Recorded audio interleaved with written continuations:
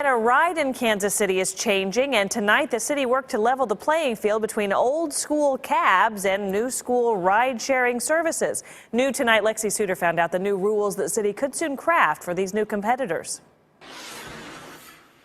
The way of getting around town is changing. You have options, and multiple companies like Uber, Lyft, and Yellow Cab are fighting for your dollars. But the way these ride services are regulated is what's in question. Anybody that drives in Kansas City, Missouri, whether it be a transportation network company driver or a taxicab driver or a livery driver, they have to meet all those standards across the board. That's why Kansas City leaders held a public meeting to talk about what needs to change.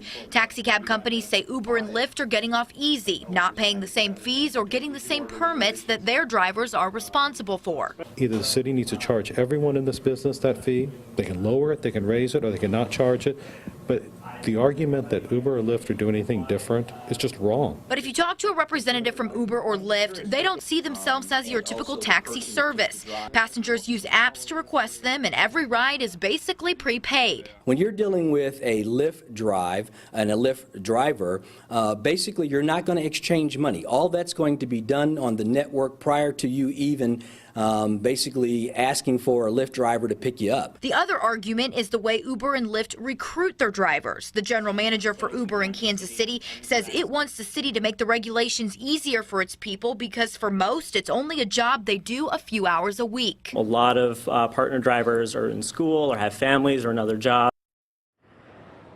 And now the city says that Uber is complying with its regulations. It's doing the necessary background checks and things it needs to do to be in business in Kansas City. Lyft, on the other hand, has suspended services in Kansas City at this time. And if you want a chance to give your opinion, the next public hearing will be held on Wednesday, December 10th. Live in Kansas City, Lexi Suter, 41 Action News.